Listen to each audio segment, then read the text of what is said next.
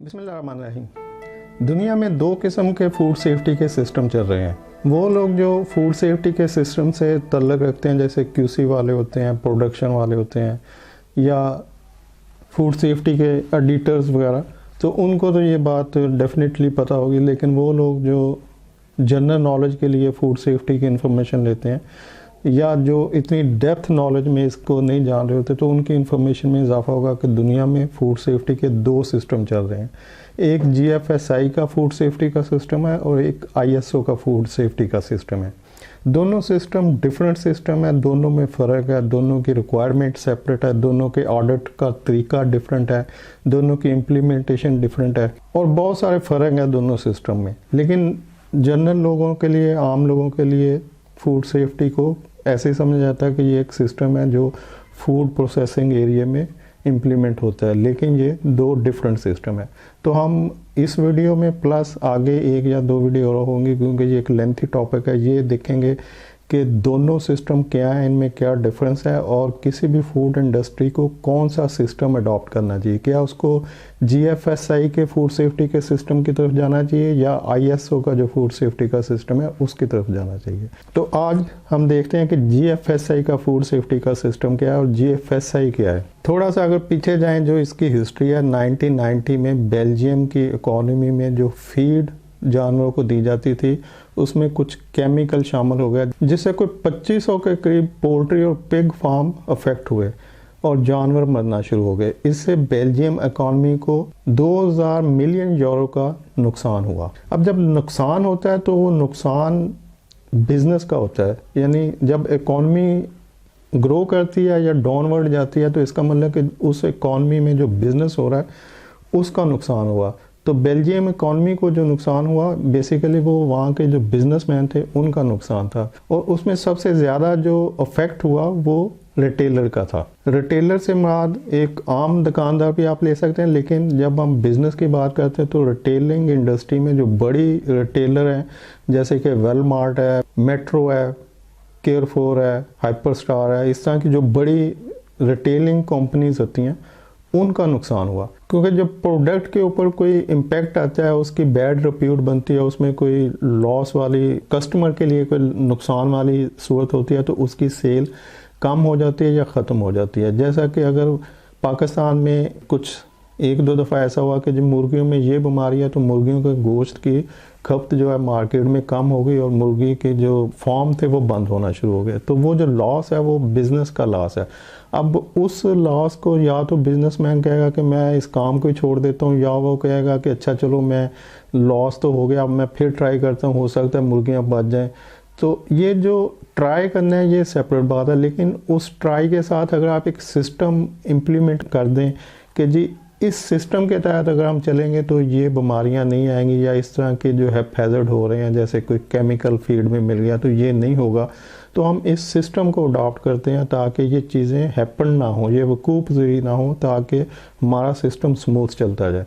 अच्छा, अब जब बिज़नेस जो पोल्ट्री फार्म होते हैं या पिग फार्म थे, बेल्जियम की जैसे बात कर रहे हैं, तो वहाँ पे जो पिग फार्म और पोल्ट्री फार्म थे, जब उनका बिज़नेस बंद हुआ, वो लॉस में चले गए, तो वो जो रिटेलर थे अल्टीमेटली वहाँ पर भी वो इम्पेक्ट आया। यानी जब पोल्ट्री और पिग फार्म को लॉस हुआ, उनका नुकसान हुआ, तो जो वहाँ से गोश्त लेके उनका सेल करते थे रिटेलर जो थे, तो जब वो गोश्त वहाँ पे कस्टमर ने लेना बंद कर दिया, तो रिटेलर का भी लॉस हुआ, उनका भी बिज़नेस फ्लॉप हुआ।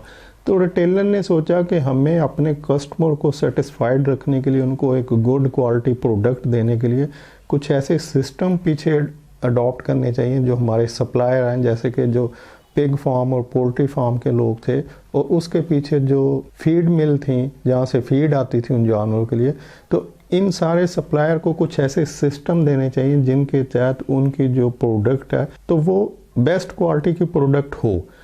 अब उनकी क्वालिटी बेहतर होगी तो जो एंड यूज़र जहाँ पर फाइनली उस प्रोडक्ट को परचेज कर रहा है, जैसे रिटेलर है, जैसे वेलमार्ट है, हाइपरस्टार वगैरह, तो वहाँ पे जब कस्टमर उनको परचेज कर रहा है तो वो 100% इंश्योर हो के ये जो रिटेलर हमें प्रोडक्ट दे रहा है ये सिक्योर्ड सेफ्टी प्रोडक्ट है और हम जब इसको खाएंगे तो इससे कुछ नुकसान नहीं हो सकता।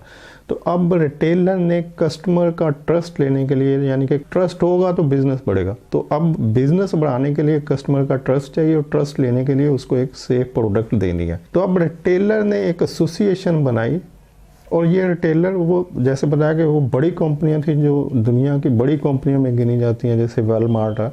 इसी तरह हर मुल्क में कुछ बड़े रिटेलर हैं जो जैसे हाइपरस्टार है, केयरफोर है, मेट्रो है।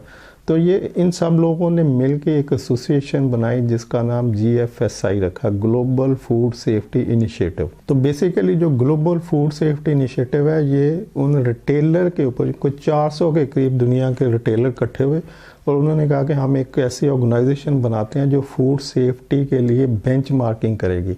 बेंचमार्किंग का मतलब होता है कि कुछ सिस्टम को अप्रूव कर दिया जाए और फिर वैसा ही हो जैसा कि वो सिस्टम कहता है। यानी GFSI बेंचमार्किंग करती थी, GFSI सिस्टम नहीं बनाती थी। यहाँ पर एक बात क्लियर कर दूं कि GFSI कोई भी फूड सेफ्टी का सिस्टम खुद नहीं बनाती। GFSI सिर्फ बेंचमार्किंग करती है। बेंचमार्किंग का मतलब कि रिकमेंडेशन करती है कि ये जो सेफ्टी का सिस्टम है ये मेरा रिकमेंडेड है, मैंने इसको देख लिया है और अगर आप इसको इम्प्लीमेंट करते हैं तो हम सेटिस्फाइड हैं। बेंचमार्किंग का मतलब होता है कि इजी सी एग्जांपल आप इस तरह से समझ लें कि जैसे 1 किलो का वेट है तो आपको कैसे यकीन होगा कि दुकानदार जो वेट कर रहा है, एक तरफ उसने कोई कमोडिटी रखी, चीनी रखी हुई है, एक तरफ 1 किलो का वेट रखा है, तो वो जो 1 किलो चीनी दे रहा है वो 1 किलो वेट एक्चुअली 1 किलो है। तो वो जो 1 किलो का वेट होगा उसको वेट करने के लिए फिर एक स्टैंडर्ड वेट होता है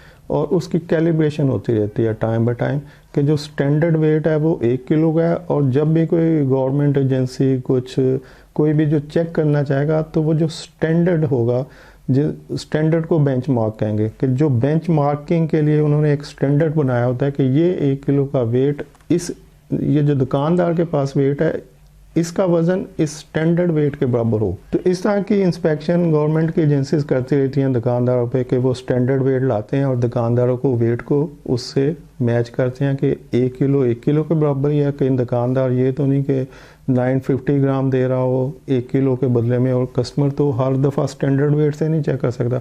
तो जो स्टैंडर्ड वेट होता है वो बेंचमार्किंग है कि ये स्टैंडर्ड बेंचमार्क है और इसको इससे चेक किया जा सकता है। तो इस तरह से GFSI बेंचमार्किंग करती थी, यानी कि दुनिया में जो बेस्ट सिस्टम है उनको वो रिकमेंड कर देती है, उस पर अपना ठप्पा लगा देती कि ये सिस्टम GFSI का रिकमेंडेड सिस्टम है और इसको आप आगे इंडस्ट्री में या जो लोग हमारे कस्टमर हैं वो इसको इम्प्लीमेंट करें। जैसे कि बताया कि GFSI उन रिटेलर कंपनियों के नुमाइंदों के ऊपर मुश्तमिल थी, यानी वो 400 बड़ी कंपनियां दुनिया की जो रिटेलिंग का बिजनेस करती थी उनके ऊपर GFSI मुश्तमिल है। उन्होंने मिलकर एक ऑर्गेनाइजेशन बनाई और उस ऑर्गेनाइजेशन में दुनिया के जो स्पेशल लोग थे, जिसमें क्वालिटी के, प्रोडक्शन के, सप्लाई चेन के, सोर्सिंग के जो टॉप के लोग थे, उनको इकट्ठा किया और उनसे कहा कि भाई आप मुख्तलिफ सिस्टम जो फूड सेफ्टी के दुनिया में अवेलेबल हैं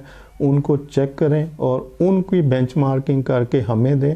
हम फिर अपने कस्टमर को कहेंगे, यानी सप्लायर जो है उनके पीछे जो उन रिटेलर को जो लोग सप्लाई कर रहे हैं, जैसे पिग फार्म, पोल्ट्री फार्म की एग्जांपल दी है कि वहाँ पे बर्बादी हुई तो इस वजह से उनको ये सब कुछ याद आया।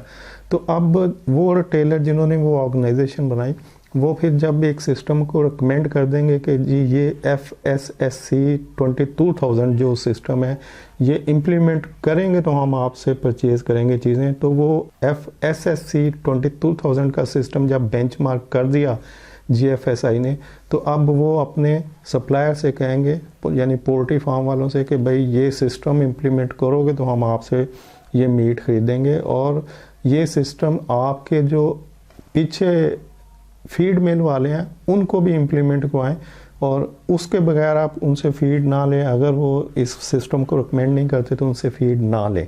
तो इस तरह से वो सिस्टम पीछे को जाता जाएगा कि जितने भी पीछे सप्लायर हैं, जो GFSI के जो रिटेलर हैं वो अपने मीट वालों को देंगे, जहाँ पे मीट प्रोसेस हो रहा है वो आगे पोल्ट्री फार्म पिग फार्म को देंगे कि आप भी इम्प्लीमेंट करें, पोल्ट्री पिग फार्म आगे फीड मिल से कहेगी कि आप अपनी फीड मिल में इम्प्लीमेंट करें। तो ऐसे पीछे तक जितने सप्लायर होंगे वो सब के ऊपर वो रिकमेंडेड सिस्टम इम्प्लीमेंट होंगे। तो जब वो इम्प्लीमेंट होंगे फूड सेफ्टी के सिस्टम, तो इसका मतलब कि जो चीज़ें आ रही हैं वो सेफ फूड है। जब फीड मिल में फूड सेफ्टी का सिस्टम इम्प्लीमेंट होगा तो इसका मतलब कि सेफ फीड वहाँ पे प्रोड्यूस हो रही है। वो सेफ फीड जब फॉर्म में आएगी, पिग फार्म, पोल्ट्री फार्म या जो भी फॉर्म है, तो वहाँ पर सेफ एनिमल प्रोड्यूस हो रहे होंगे, जो एनिमल है वो खाने के काबिल है। अब वो एनिमल जब मीट प्रोसेसिंग में आएंगे, हलाल किया जाएगा, ज़िबा किया जाएगा, तो वहाँ पे वो सिस्टम फूड सेफ्टी का सिस्टम इम्प्लीमेंट है। तो इसका मतलब कि वो प्रोसेसिंग जो हो रही है मीट की वो सेफ़ मीट है। अब वो सेफ मीट जब रिटेलर के पास आएगा, वो हाइपर स्टार हो, मेट्रो हो, वॉलमार्ट हो, कोई भी चेन हो, तो जब वहाँ पे वो मीट आएगा तो वो चेन जो होगी, रिटेलर जो होगा, वो इंश्योर करेगा अपने कस्टमर को, जो एंड यूज़र है। जैसे मैं ख़रीदने जा रहा हूँ मेट्रो के ऊपर, तो मुझे पता है कि मेट्रो का जो सिस्टम है फूड सेफ्टी का वो बेस्ट सिस्टम है।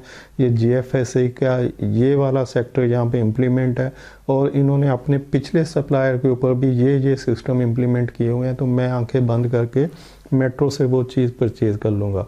जब मैं वो चीज़ परचेज़ करके इस्तेमाल कर लूँगा तो मैं एक तो मुतमईन था और दूसरा मुतमईन हो जाऊँगा क्योंकि मुझे उससे कोई नुकसान नहीं हुआ।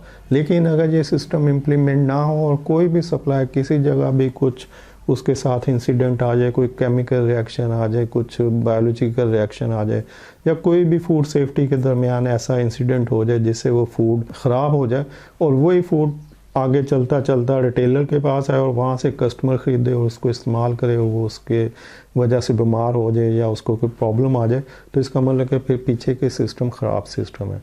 तो इसीलिए जितने रिटेलर थे उन्होंने पहले तो सिस्टम को बेंचमार्किंग की, डिफरेंट सिस्टम इकट्ठे किए, उनकी बेंचमार्किंग की और फिर वो बेंचमार्क्ड सिस्टम जो थे, यानी उनके जो रिकमेंडेड सिस्टम थे, उनको अपने पीछे जो सप्लायर थे, जितने भी उस प्रोडक्ट में लोग इन्वॉल्व थे, वो फीड मिल वाले हो, वो ट्रांसपोर्टेशन लॉजिस्टिक कंपनी हो, वो वेयर हो, स्टोरेज मैनेजमेंट हो, वो आगे पोल्ट्री फार्म हो, पिग फार्म हो, किसी मीट प्रोसेस का यूनिट हो, और रिटेलर की जो आउटलेट हैं वहाँ तक फूड सेफ्टी के सिस्टम इम्प्लीमेंट हुए। और इस तरह से वो पूरी चेन जो है फूड सेफ्टी, जहाँ से वो चीज़ें प्रोसेस हो रही थी, वो इंश्योर की गई कि यहाँ से जो प्रोडक्ट निकलेगी वो बेहतरीन प्रोडक्ट होगी, इससे किसी किस्म का कोई नुकसान नहीं होगा। तो इस तरह से ग्लोबल फूड सेफ्टी इनिशिएटिव का स्टार्ट हुआ 2000 में, और 1990 में जो इंसिडेंट हुआ था बेल्जियम के अंदर, उसकी वजह से ये जितने भी बड़े रिटेलर थे, कुछ 400 बड़ी दुनिया की कंपनियां थी जिन्होंने मिल के ये सिस्टम वहाँ पे बेंचमार्किंग के लिए स्टार्ट किया कि हम दुनिया में मुख्तलिफ जगहों से जो बेस्ट सिस्टम है उनको उठाएंगे, उनकी बेंचमार्किंग करेंगे और फिर अपने सप्लायर को फोर्स करेंगे कि भाई इस सिस्टम को इम्प्लीमेंट करो, अदरवाइज़ हम आपसे प्रोडक्ट नहीं खरीदेंगे।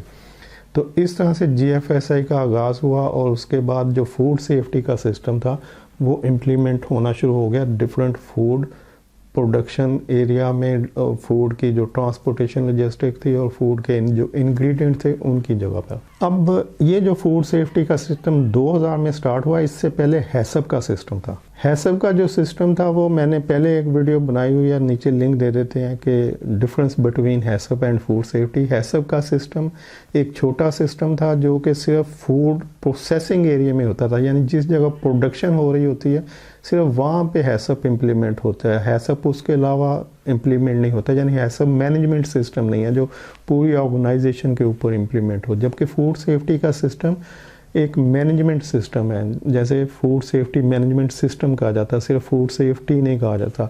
तो फूड सेफ्टी जो है ये एक पूरा मैनेजमेंट का सिस्टम है जिसे पूरी मैनेजमेंट इन्वॉल्व होती है। मैनेजमेंट से मुराद है कि आपके सप्लायर भी, ट्रांसपोर्टेशन, स्टोर भी। जबकि हैसब जो है वो सिर्फ प्रोडक्शन, जिस जगह फूड प्रोड्यूस हो रहा होता है वहाँ पे इम्प्लीमेंट होता है। तो बड़ा डिटेल वीडियो नीचे लिंक में अवेलेबल होगी, उसको देख लीजिएगा। तो इससे पहले हैसब एप्लीकेबल होता था, तो हैसब की जगह फिर फूड सेफ्टी के सिस्टम ने ले ली। तो दुनिया में हैसब 2000 में ख़त्म हो गया, हैसब की कोई हैसियत नहीं है दुनिया में। 2000 के बाद फूड सेफ्टी का सिस्टम इम्प्लीमेंट है, और ये इसलिए इम्प्लीमेंट है क्योंकि इसको जो टॉप रिटेलर हैं दुनिया के, वो अपने सप्लायर को फोर्सली इम्प्लीमेंट करने के लिए कहते हैं कि आप इसको इम्प्लीमेंट करेंगे तो हम आपसे प्रोडक्ट परचेज़ करेंगे, अदरवाइज़ हम आपसे कोई प्रोडक्ट नहीं लेंगे।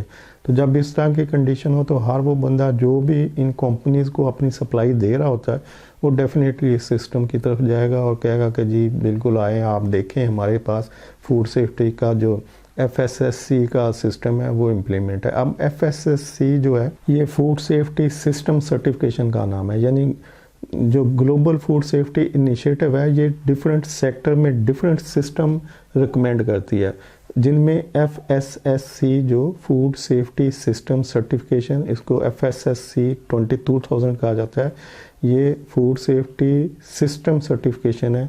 और ये सर्टिफिकेशन जो है ये GFSI नहीं देती।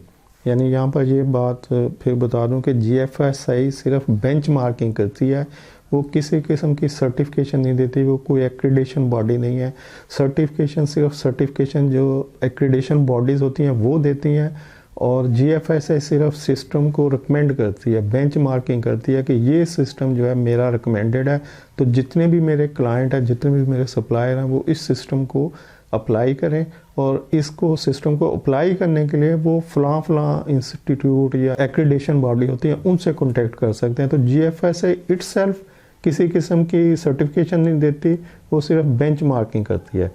तो इस GFSI में जो रिकमेंडेड यानी बेंचमार्क सिस्टम है वो कितने सिस्टम है, इसको नेक्स्ट वीडियो में कंटिन्यू रखेंगे। वीडियो देखने के लिए शुक्रिया। अल्लाह हाफिज़।